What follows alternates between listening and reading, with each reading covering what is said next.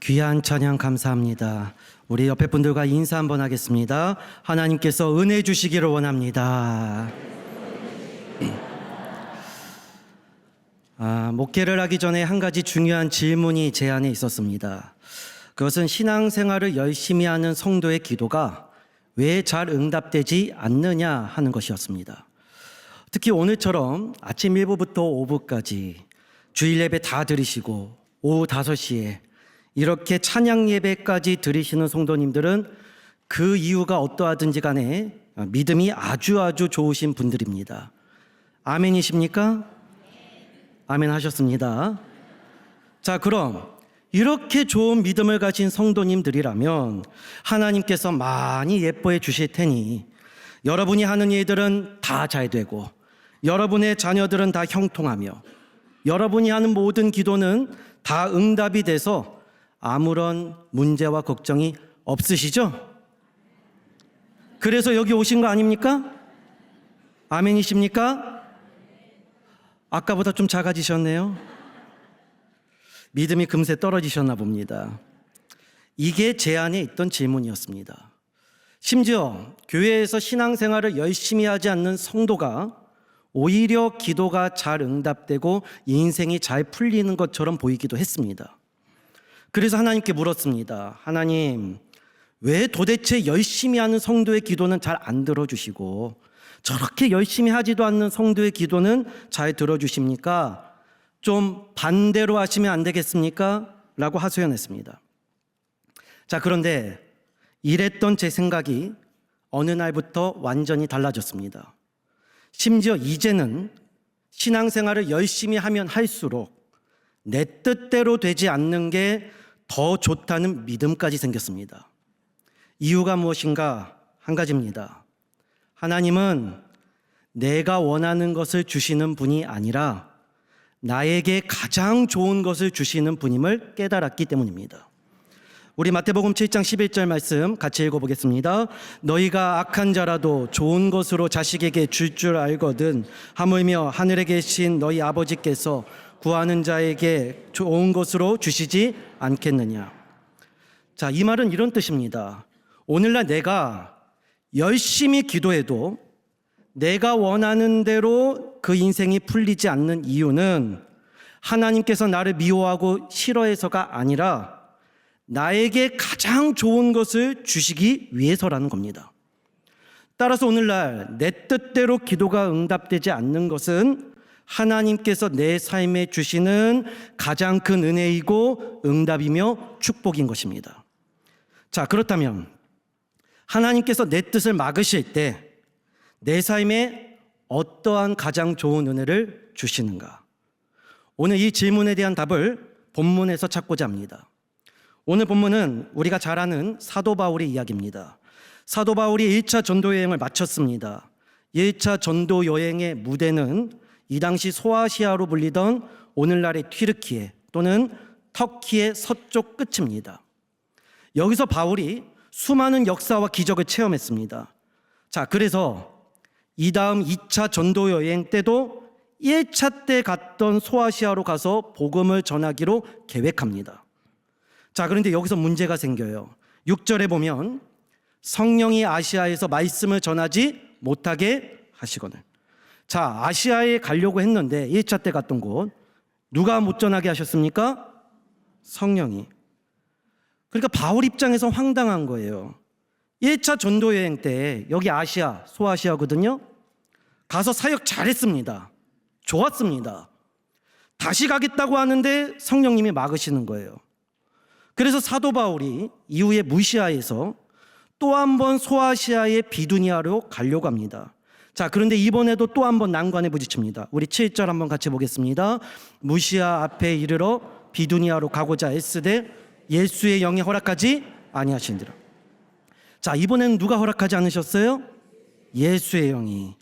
자, 결국 사도 바울이 가려고 했던 소아시아의 길을 처음에는 성령님이, 그 다음에는 예수님께서 차례대로 2번이나 막으신 겁니다.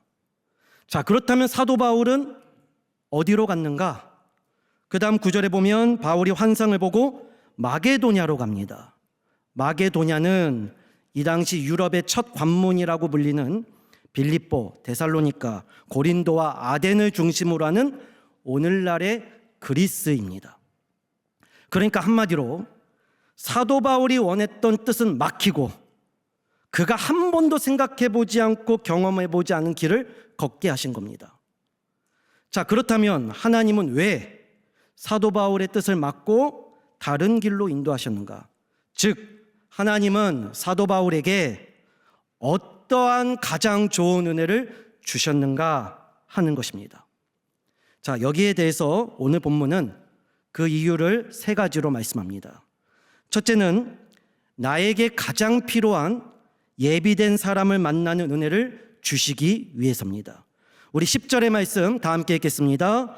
바울이 그 환상을 보았을 때 우리가 곧 마게도냐로 떠나기를 힘쓰니 이는 하나님이 저 사람들에게 복음을 전하라고 우리를 부르신 줄로 인정함이로라. 자, 띄워주세요. 여기 제가 하이라이트를 쳤습니다. 여기 10절부터 사도행전의 주어가 바뀝니다. 앞선 16장 9절까지는 주어가 바울 또는 그들이었습니다. 자, 그런데 여기 갑자기 10절부터는 주어가 뭘로 바뀌느냐? 우리라고 하는 1인칭 복수로 바뀝니다. 자, 여러분, 이게 뭐를 뜻할까요? 이제는 바울이 더 이상 혼자가 아닌 완전한 한 팀으로 사역을 하게 되었다는 겁니다. 그러니까 이전까지 바울은 자신이 중심이 되어야만 하는 개인 플레이어였습니다. 이전에 바울이 바나바와 마가 요한이랑 사역할 때도 마가를 쫓아냈던 이유가 이겁니다. 다른 사람과 같이 움직이긴 하는데 한 팀은 아니었다는 거예요. 이제 화면 보여주셔도 됩니다. 근데 여기 10절부터 사도행전의 주어가 이제 바울이 아니라 우리로 바뀌어요. 이유가 뭔가? 바울의 인생과 사역에 있어 가장 필요한 누가라고 하는 최고의 팀원이 합류했기 때문입니다. 즉, 바울이 자신이 가려고 했던 아시아가 아니라 하나님께서 원하시는 마게도니아로 가기로 한 순간부터 하나님께서 예비하신 가장 좋은 동역자를 붙여주셨다는 것입니다. 여러분, 이 누가가 어떤 사람이냐 하면 이 누가는 사도행전을 기록한 역사가입니다. 그러니까 바울의 사역을 옆에서 일일이 다 기록하면서 이 당시 데오빌로 각하와 많은 교회에 바울의 사역을 편지로 써서 전하고 알렸던 사람입니다. 또 누가는 바울이 가진 지병을 간호하는 의사였습니다. 정식 라이센스가 있어요. 그러니까 이때부터 바울에게 주치의가 생긴 겁니다. 게다가 바울이 죽기 마지막 전에 썼다고 하는 디모데후서 4장에 보면 바울이 로마 감옥에 갇혀 있을 때 딱 한 명만 자신과 같이 있었다고 말합니다. 여러분, 그 사람이 누구일까요? 누가입니다. 누구일까요? 누가. 디모데후서 4장 11절에 누가만 나와 함께 있느니라. 따라서 바울의 마지막 순간을 끝까지 함께했던 최고의 동역자가 누구냐? 누구일까요? 누가라는 거예요. 그러므로 하나님께서 아시아로 가려던 바울의 뜻을 막고 그를 마게도냐로 보낸 이유가 무엇인가? 하나님께서 바울에게 필요한 최고의 동역자인 누가를 만나게 하시기 위해서였다는 것입니다. 제가 대학교 4학년 마지막 학기 때 장신대 신대원 시험을 쳤습니다. 그때 무조건 붙는다고 생각했습니다. 나름 공부도 많이 했고 성경과 영어 점수도 괜찮았습니다. 그런데 그 해에 똑 떨어졌습니다. 2차도 못 가고 1차에 낙방했습니다. 제 생각과 계획이 완전히 무너졌어요. 얼마나 낙담이 되고 창피했던지 주변에서 다 붙는다고 했고 저도 그렇게 믿었는데 그날로 대학교 졸업식도 안 가고 무작정 짐 싸서 서울로 상경했습니다. 서울의 인근 대학교 하숙방에 집을 얻어 다시 공부를 시작하며 근처에 가까운 교회를 다니게 됐습니다. 그런데 거기서 제가 누구를 만났느냐? 제 인생과 사역에 가장 큰 힘과 도움이 되는 지금의 제 아내를 만났습니다. 심지어 그 당시 제 아내가 학교 선생님이었는데 무일푼으로 가난할 뿐만 아니라 이제 막 신대원 가겠다고 공부한 학생 만나서 제 뒷바라지 다 해줬습니다. 그렇게 제 아내의 헌신적인 도움으로 그해 제가 신대원에 합격하게 됐습니다. 아직도 자기 탓이라고 말해요. 여러분, 제가 무슨 말씀 드리고 싶은 걸까요? 제가 아내 잘 만났다고 자랑하는 거 아닙니다. 오늘날 하나님께서 내 뜻과 계획을 막으시고 새 길을 여실 때는 내 삶에 가장 필요한 준비된 사람을 만나게 하신다는 것입니다. 여러분, 만약에 제가 신대원에 한 번에 합격했다면 적어도 제가 생각하는 쉬운 길로는 갈 수는 있었겠지만 분명 하나님의 뜻과는 상관없는 길에서 더 많은 연단과 고난을 받아야만 했을 것입니다. 또 지금의 제 사랑하는 아내와 이 모든 과정을 거쳐 지금의 영락교회로 오는 일도 없었을 것입니다. 따라서 오늘날 하나님께서 내 뜻을 막으실 때는 하나님께서 예비하신 가장 좋은 사람을 만나는 더 큰 은혜를 주신다는 것입니다. 그러므로 사랑하는 여러분, 오늘날 내 인생에 내 뜻대로 잘 풀리지 않고 되지 않는 사건과 일들을 만날 때 더 이상 소망이 없다고 생각하며 좌절하거나 낙심하지 마시고 하나님께서 나에게 꼭 필요한 바울이 만났던 누가와 같은 최고의 팀원, 우리라고 할 수 있는 최고의 준비된 사람을 만나게 하시는 과정임을 믿으시길 바랍니다. 우리 옆에 분들과 한번 인사하겠습니다. 준비된 사람을 만나게 하십니다. 옆에 분들 얼굴 잘 보세요. 하나님께서 준비하신, 여러분에게 예비하신 사람일 수 있습니다. 둘째로, 하나님께서 내 뜻을 막으시는 이유는 하나님의 뜻대로 구하는 기도를 시작하게 하시기 위해서입니다. 우리 13절의 말씀 같이 읽겠습니다. 안식일에 우리가 기도할 곳이 있을까요? 문 밖 강가에 나가 거기 앉아서 모인 여자들에게 말하는데, 자, 여기 우리가 기도할 곳을 있을까 찾았다고 말씀합니다. 그러니까 이 말은 바울과 누가의 선교팀이 모여서 기도했다는 거예요. 물론 이전에도 사도 바울께서는 어디를 가나 기도하셨습니다. 그러나 여기 사도행전 16장 13절부터는 우리라고 하는 선교팀이 가는 곳마다 기도했다는 사실을 강조합니다. 자, 16절 말씀도 한번 같이 보겠습니다. 우리가 기도하는 곳에 가다가 점치는 귀신 들린 여종 하나를 만나니 점으로 그 주인들에게 큰 이익을 주는 자라. 자, 여기서도 우리가 기도하는 곳에 가다가 또 한 번 반복돼요. 여러분, 뭘 뜻할까요? 지금 사도 바울께서 자신의 뜻이 아닌 하나님께서 원하시는 마게도냐로 가면서부터 중요한 기도가 시작되었다는 겁니다. 자, 여기서 우리는 중요한 두 가지 교훈을 얻습니다. 첫째, 우리는 내가 원하는 뜻이 막힐 때 하나님께 기도를 시작한다는 것입니다. 오늘날 우리가 언제 기도하는가? 내 인생이 내 뜻대로 풀리지 않을 때 하나님께 기도한다는 거예요. 이전에 어느 목사님이 이런 말씀을 하셨습니다. 대학 수학능력시험, 일명 수능이 있는 그 주에 교회를 갔습니다. 평일인데도 본당에 수험생을 자녀로 둔 학부모로 가득 찼습니다. 그렇게 수능시험이 있던 그 한 주 동안 교회가 뜨거웠습니다. 기도의 불이 타오른 겁니다. 이후에 시험이 끝났습니다. 다음날 목사님이 교회 갔는데 깜짝 놀랐습니다. 이유가 뭐냐? 제가 한 말이 아니에요. 이분의 표현입니다. 본당에 개미 새끼 한 마리도 보이지 않았다는 겁니다. 물론 그 이후에 얼마 안 있다가 또다시 많은 학부모들이 와서 뜨겁게 기도했어요. 여러분, 왜 그랬을까요? 자녀가 원하고 기대한 만큼 시험을 잘 보지 못했기 때문에. 여러분, 이게 뭘 뜻할까요? 결국 우리는 내가 원하는 뜻대로 이루어지지 않는 문제와 고난 앞에서 기도하게 된다는 것입니다. 두 번째 교훈이 있습니다. 자, 그렇다면 우리는 내 뜻대로 되지 않을 때 어떻게 기도해야 하는가라는 것입니다. 이 질문의 답은 예수님의 기도에서 찾을 수 있습니다. 우리 누가복음 22장 41절에서 42절 한번 같이 읽겠습니다. 무릎을 꿇고 기도하여 이르시되 아버지여, 만일 아버지의 뜻이거든 이 잔을 내게서 옮기시옵소서. 그러나 내 원대로 마시옵고 아버지의 원대로 되기를 원하나이다 하시니. 자, 예수님께서 기도하시는데 평상시와 다릅니다. 이전까지는 예수님께서 원하시는 뜻대로 하나님께서 다 응답해 주셨어요. 그런데 십자가의 고난과 죽음 앞에서 지금 이 상황입니다. 하나님과 예수님의 뜻이 엇갈립니다. 자, 이때 예수님께서 어떻게 기도하시는가? 주님, 저는 이 잔이 옮겨지기를 원합니다. 십자가의 고난과 죽음을 받지 않기를 원합니다. 그러나 나의 원대로 마시옵고 아버지의 원대로 되기를 원합니다. 즉, 내 뜻이 아닌 아버지 하나님께서 원하시는 뜻대로 되게 해달라고 기도합니다.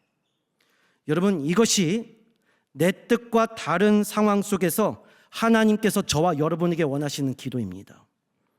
마찬가지로 지금 바울의 선교팀이 자신의 뜻과 다른 상황 속에서 기도를 시작했습니다.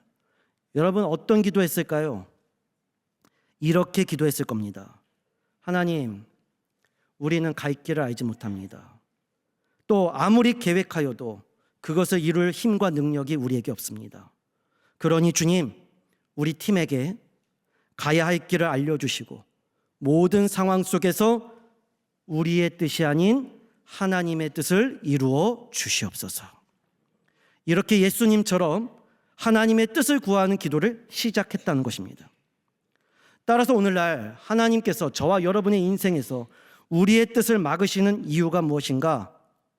내 뜻을 내려놓고 하나님께서 원하시는 뜻을 구하는 기도를 시작하게 하시기 위해서입니다. 그러므로 여러분, 오늘날 우리는 상황이 좋아지면 기도하는 존재가 아님을 기억하셔야 합니다. 목사님, 제가 이전보다 삶이 나아지고 모든 게 괜찮아지고 안정화되면 그때부터는 열심히 신앙생활하고 기도도 하겠습니다 라는 말은 틀린 겁니다. 왜요? 우리는 상황이 좋아야 기도하는 존재가 아니라 내 뜻대로 되지 않는 문제와 고난이 있어야 비로소 하나님의 뜻을 구하며 기도하는 죄인이기 때문입니다. 그러므로 오늘날 하나님께서 내 뜻이 막으실 때는 하나님께서 나에게 기도를 새롭게 시작하라고 하시는 거구나라고 믿으시고 나의 뜻이 아닌 하나님의 뜻을 구하며 기도하시는 더 큰 하나님의 뜻을 구하고 이루는 사람이 될 수 있기를 축복합니다. 우리 옆에 분들과 이렇게 인사하겠습니다. 하나님의 뜻대로 기도하면 더 크게 응답해 주십니다.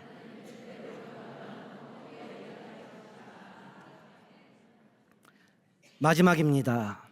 하나님께서 내 뜻을 막으시는 이유는 하나님이 일하신다는 믿음으로 더 큰 뜻을 이루게 하시기 위해서입니다. 오늘 본문에서 바울이 하나님의 뜻대로 마게도냐로 갔습니다. 자, 그래서 경험한 게 뭐냐? 두 가지를 경험합니다. 하나는 성공이고 하나는 실패입니다. 성공은 뭐냐? 바울의 선교팀이 가는 곳마다 교회가 세워집니다. 빌립보에서는 루디아를 중심으로 하는 빌립보 교회가, 데살로니가에서는 야손을 중심으로 하는 데살로니가 교회가, 고린도에서는 아굴라와 브리스길라를 중심으로 하는 고린도 교회가 각각 세워집니다. 여러분, 얼마나 은혜이고 축복입니까? 하나님의 뜻대로 순종했더니 바울이 생각지도 못했던 더 큰 은혜를 주신 겁니다. 자, 그런데 실패도 있었습니다. 그 유명한 아레오바고의 설교입니다. 바울이 오늘날의 아테네라 불리는 아덴에 가서 설교합니다. 이때만 해도 바울이 자신 있었어요. 앞에서 사역이 쭉 성공적이었고 또 바울의 주 전공이 뭐냐? 그리스 철학입니다. 그러니까 이 당시 아덴은 그리스 철학의 본거지거든요. 아레오바고는 그리스 철학자들이 꿈꾸는 무대입니다. 여기서 바울이 설교하게 됐습니다. 얼마나 잘하고 싶었겠어요. 자신이 배운 그리스 철학을 바탕으로 자신이 믿고 있는 예수 그리스도의 복음을 잘 전해야겠다는 다짐과 결단이 있었습니다. 자, 그런데 우리가 알다시피 이 아레오바고에서 했던 바울의 설교가 생각보다 이전과 같은 이 앞에서 있었던 사역만큼 큰 호응을 이끌어내지 못합니다. 이전에 보여줬던 사역의 열매보다 초라한 결과를 얻은 것입니다. 이유가 무엇인가? 많은 성경학자들은 가장 중요한 예수 그리스도의 십자가와 고난이 빠져 있었기 때문이라고 말씀합니다. 즉 바울의 설교가 지적으로는 완벽했으나 본질이 빠져 있었다는 겁니다. 여기서 바울이 크게 깨닫습니다. 자신의 화려한 지식과 논리로 사람의 영혼을 바꿀 수 없다. 사역은 내 실력으로 하는 것이 아니라 하나님의 능력으로 되는 것임을 깨달은 것입니다. 이때부터 바울의 모든 사역의 방향이 바뀝니다. 이후에 바울이 3차 전도 여행을 계획할 때, 이제 시작할 때 에베소 교회 장로들을 불러서 이렇게 말합니다. 우리 사도행전 20장 23절에서 24절 함께 읽습니다. 오직 성령이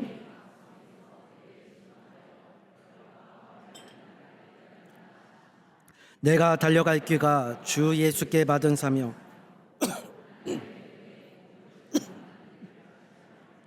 나의 생명조차 조금도 귀한 것으로 여기지 아니하노라. 자, 이 말은 바울이 로마에 가서 복음 전하다 죽겠다는 겁니다. 자, 그러니까 1차 때는 아시아로 가려고 하다가 아시아 가서 사역하고 2차 때는 아시아로 가려고 하다가 유럽으로 갔어요. 마게도니아로 갔어요. 근데 3차 때는 2차 때 갔던 유럽, 1차 때 갔던 아시아 간다고 말하지 않습니다. 로마, 또 서바나, 땅끝 스페인으로 가서 복음 전하여 죽겠다고 말합니다. 그러면서 자신의 뜻이 아니라 오직 주 예수께 받은 사명, 로마와 스페인으로 가서 복음을 전하는 일에만 매진하며 여기에는 자신의 생명도 귀한 것으로 여기지 않겠다고 이야기하는 것입니다. 여러분, 도대체 무엇이 바뀌었길래 이렇게까지 하는 것일까요? 자, 그 이유를 이 다음 27절과 28절에서 이렇게 말합니다. 우리 27절부터 한번 같이 읽겠습니다. 이는 내가 꺼리지 않고 하나님의 뜻을 다 여러분에게 전하였습니다.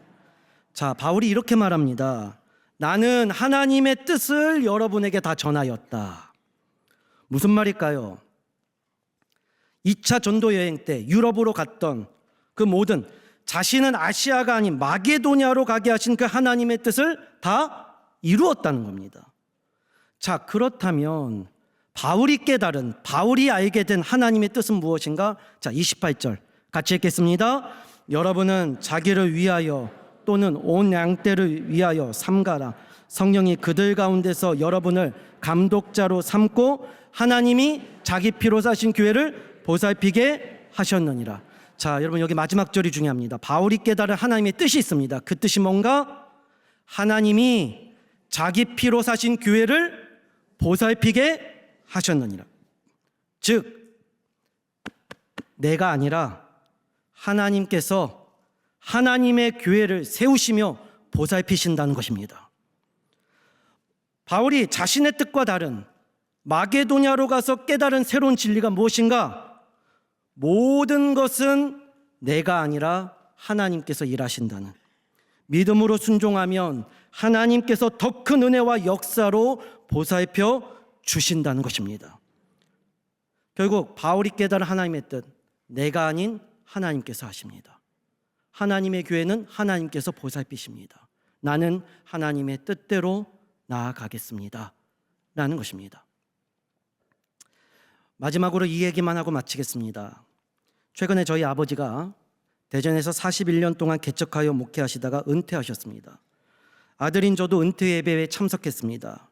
그런데 거기서 이런 문구를 봤습니다. 저희 아버지 성함이 김성기 목사님이신데, 김성기 목사 은퇴 및 파송식. 속으로 은퇴는 은퇴지 무슨 파송인가 했는데, 이전에 저희 아버지가 저에게 했던 말씀이 떠올랐습니다. 저희 아버지가 이런 말씀하셨습니다. 아들아, 아빠가 크고 유명한 교회 목사가 아닌 지방에서 작고 무명한 목사라서 목회의 길을 가는 아들에게 큰 힘이 되지 못해서 미안하다. 그러나 아빠는 41년 동안 목회하면서 한 번도 후회한 적이 없다.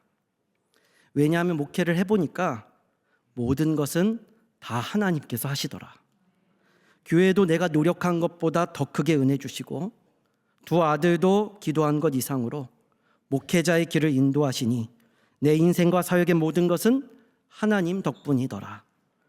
그래서 아들아, 이제 아빠는 하나님께서 주신 사명이 있어 은퇴 후에 아프리카의 에티오피아로 가서 감옥에 갇힌 죄수들에게 복음 전하는 사역을 시작하려고 한다. 앞으로의 모든 일은 걱정하지 않는다. 하나님께서 오직 나와 너의 앞길을 인도해 주시리라 믿는다.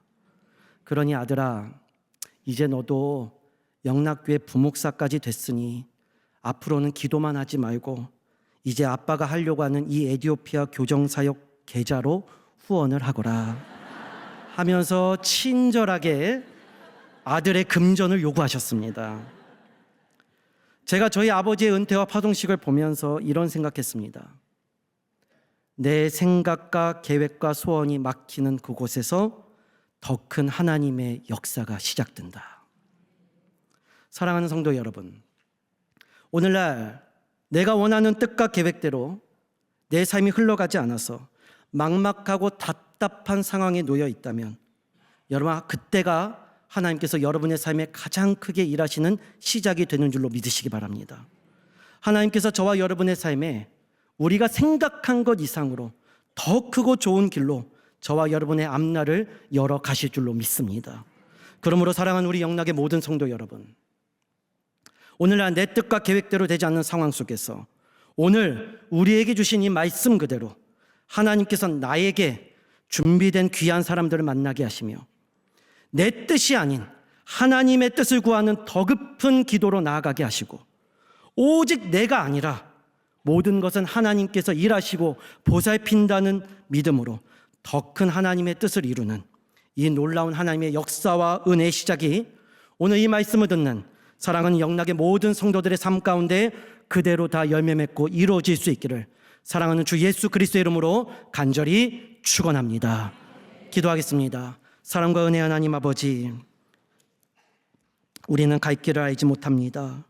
하오나 주님, 우리의 뜻과 생각과 계획보다 더 큰 계획과 비전으로 우리의 삶을 이끌어 가시고 나아가 계시는 주님을 바라보며 믿음으로 엎드려 기도하기를 원하오니 주님, 우리의 삶이 오직 내 뜻이 아닌 하나님의 뜻대로 이루어지는 주님의 더 큰 역사를 바라보는 아름답고 복된 인생이 다 되게 하여 주시옵소서. 살아계신 예수님의 이름으로 기도드립니다. 아멘.